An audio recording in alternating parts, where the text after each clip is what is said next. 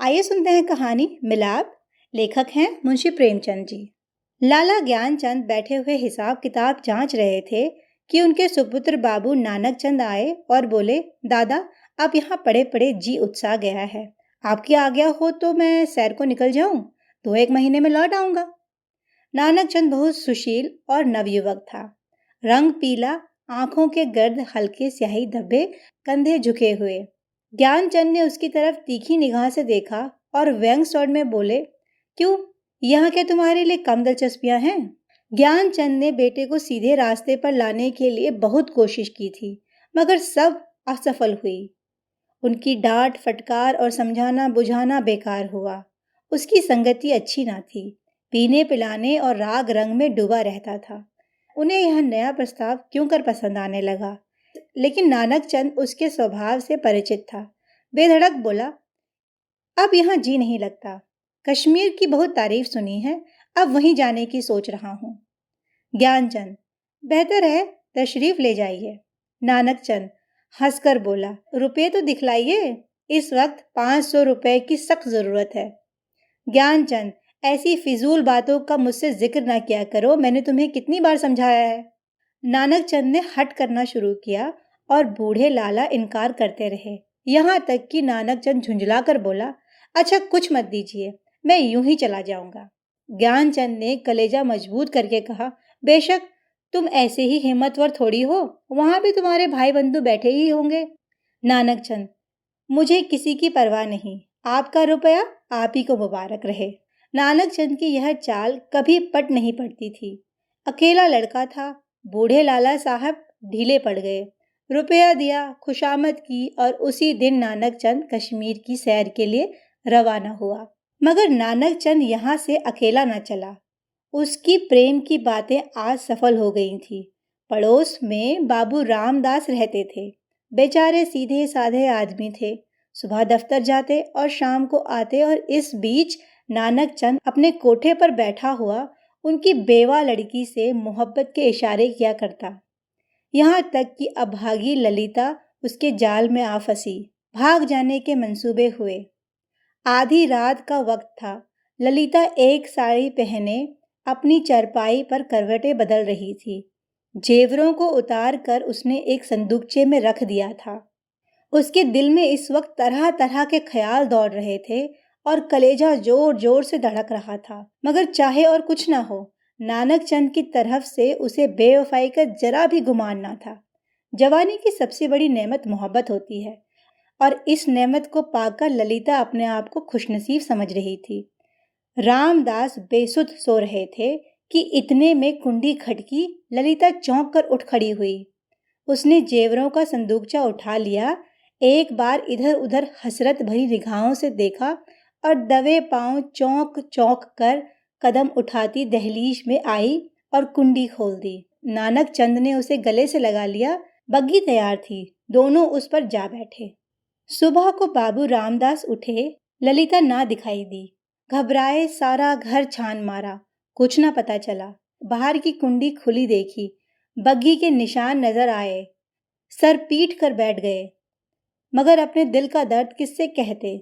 हंसी और बदनामी का डर जवान पर मोहर हो गया। मशहूर किया गया कि वह अपने नैनिहाल की ओर गई है, मगर ज्ञानचंद सुनते ही भाप गए कि कश्मीर की सैर से कुछ और ही माने थे।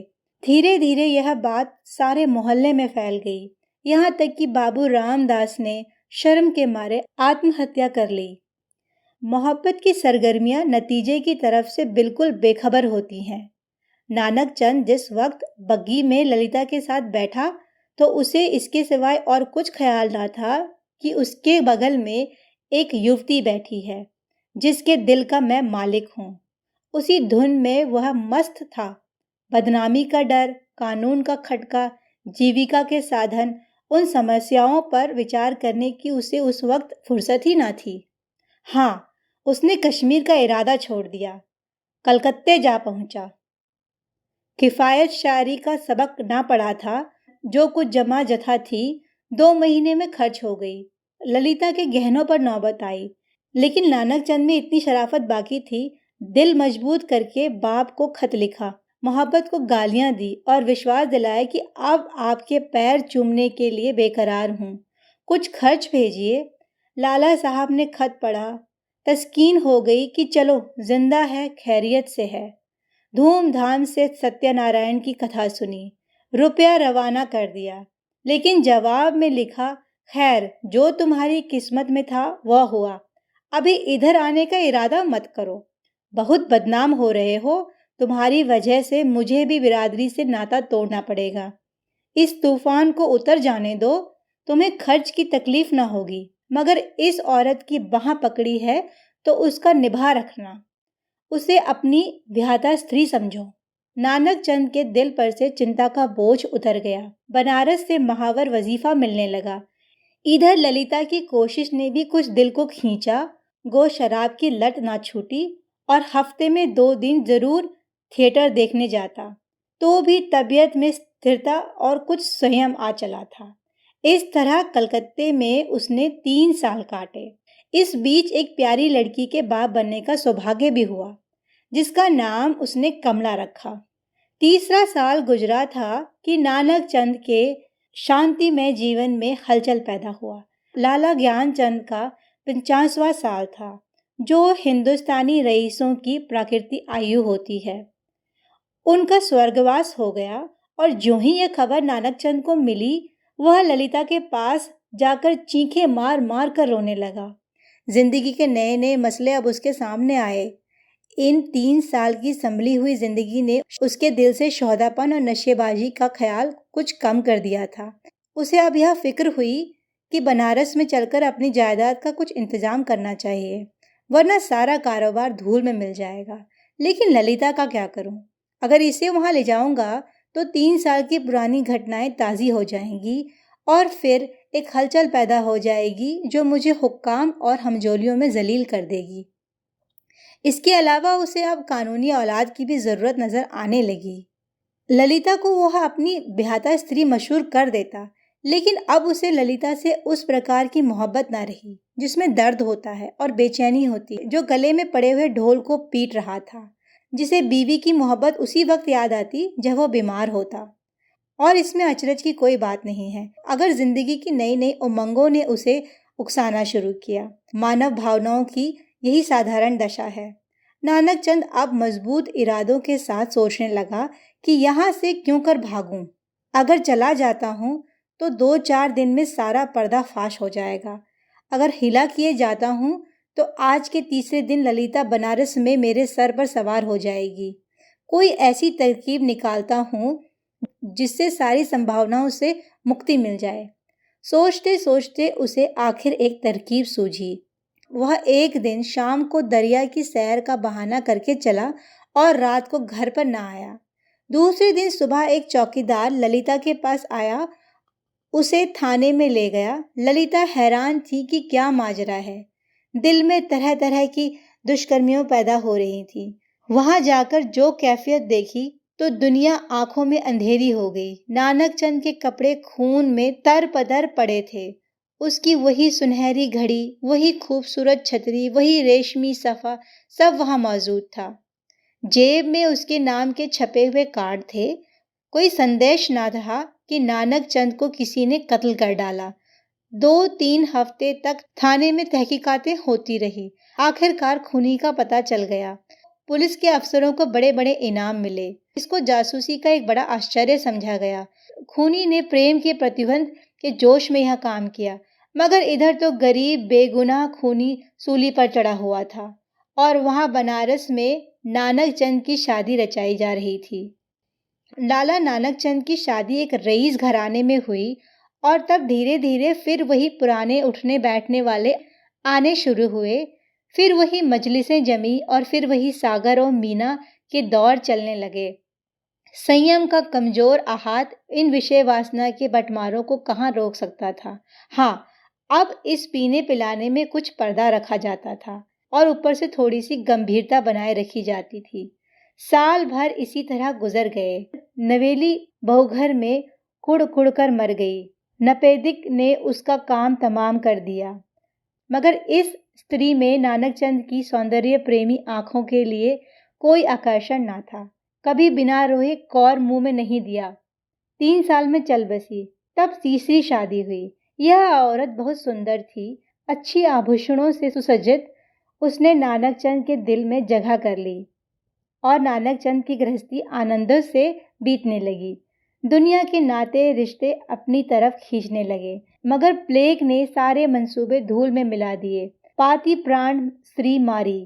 3 बरस का प्यारा लड़का भी हाथों से गया और दिल पर ऐसा दाग छोड़ गया जिसका कोई मरहम ही ना था। दिल पर रंजोगम छा गया और तबीयत संसार से वितरित हो गई। जीवन की दुर्घटनाओं में अक्सर बड़े महत्व की नैतिक पहलू छिपे हुए होते हैं। इन संयमों ने नानक चंद के दिल में मरे हुए इंसान को भी जगा दिया। जब वह निराशा के यातनपूर्ण अकेलेपन में पड़ा हुआ इन घटनाओं को याद करता और उसका दिल रोने लगता और ऐसा मालूम होता कि ईश्वर ने मुझे मेरे पापों की सज़ा दी है, धीरे धीरे वह ख्याल उसके दिल में मजबूत हो गया। उफ, मैंने उस मासूम औरत पर कैसा जुल्म किया, बेरहमी की। यह उसी का दंड है। यह सोचते सोचते ललिता की मायूस तस्वीर उसकी आंखों के सामने खड़ी हो जाती और प्यारी मुखड़े वाली कमला अपने मरे हुए सौतेले भाई के साथ अपनी तरफ प्यार से दौड़ती हुई दिखाई देती। इस लंबी अवधि में नानक चंद को ललिता की याद तो कई बार आई थी, मगर भोग विलास पीने पिलाने की उन कैफियतों ने कभी उस ख्याल को जमने न दिया। एक धुंधला सा सपना दिखाई दिया और बिखर गया। मालूम नहीं दोनों मर गई या जिंदा है। अफसोस, ऐसी बेकसी की हालत में छोड़कर मैंने उसकी सुध ना ली। उस नेक नामी पर धिक्कार है जिसके लिए ऐसी निर्दयता की कीमत देनी पड़े। यह ख्याल उसके दिल पर इस बुरी तरह बैठा। एक रोज वह कलकत्ता के लिए रवाना हो गया। सुबह का वक्त था। वह कलकत्ते पहुंचा और अपने उसी पुराने घर को चला गया। सारा शहर और ही हो गया था। बहुत तलाश के बाद उसे अपना पुराना घर नजर आया। उसके दिल में जोर जोर से धड़कन होने लगी, भावनाओं में हलचल पैदा हो गई। उसने एक पड़ोसी से पूछा कि इस मकान में कौन रहता है। बूढ़ा बंगाली बोला, हम यह नहीं कह सकता कौन और कौन नहीं है। इतना बड़ा मुल्क में कौन किसको जानता है। हाँ, एक लड़की और उसका बूढ़ा माँ, विधवा है, कपड़े की सिलाई करता है।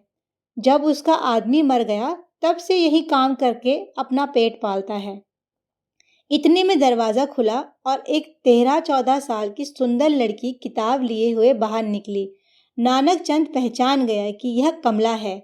उसकी आंखों में आंसू उमड़ आए। बेइख्तियार जी चाहा कि उस लड़की को छाती से लगा ले। कुबेर की दौलत मिल गई। आवाज को संभाल कर बोला, बेटा जाकर अपनी अम्मा से कह दो कि बनारस से एक आदमी आए हैं। लड़की अंदर चली गई और थोड़ी देर में ललिता को दरवाजे पर ले आई। उसके चेहरे पर घूंघट था और गौ सौंदर्य की ताजगी ना थी, मगर आकर्षण अब भी था। नानक चंद ने उसे देखा और एक ठंडी सांस ली। पतिव्रत और धैर्य और निराश की सजीव मूर्ति सामने खड़ी थी। उसने बहुत जोर लगाया मगर जब्त न हो सका। बरस कर रोने लगा। ललिता ने घूंघट की ओर से उसे देखा और आश्चर्य के सागर में डूब गई। वह चित्र जो हृदय पट पर अंकित था और जो जीवन के अल्पकालिक आनंदों की याद दिलाता था, जो सपनों में सामने आकर कभी खुशी के गीत सुनाता था और कभी रंज के तीर चुभाता था, इस वक्त सजीव सचल सामने खड़ा था। ललिता पर एक बेहोशी छा गई, कुछ वही हालत जो आदमी को सपने में होती है। वह व्यग्र होकर नानक चंद की तरफ बढ़ी और रोते हुए बोली, मुझे भी अपने साथ लिए चलो। मुझे अकेले किस पर छोड़ दिया है। मुझसे अब यहाँ नहीं रहा जाता। ललिता को इस बात की जरा भी चेतना न थी कि वह उस व्यक्ति के सामने खड़ी है जो एक जमाना हुए मर चुका है, वरना शायद वो चीख कर भागती। उस पर एक सपने की सी हालत छाई हुई थी। नानक चंद ने उसे सीने से लगाकर कहा, ललिता अब तुमको अकेले न रहना पड़ेगा। तुम्हें इन आंखों की पुतली बनाकर रखूंगा। मैं इसलिए तुम्हारे पास आया हूँ। मैं अब तक नरक में था, अब तुम्हारे साथ स्वर्ग के सुख भोगूंगा। तो ललिता चौंकी और छिटक कर अलग हटती हुई बोली, आंखों को तो यकीन आ गया मगर दिल को नहीं आता। ईश्वर न करे कि यह सपना हो। कहानी सुनने के लिए धन्यवाद।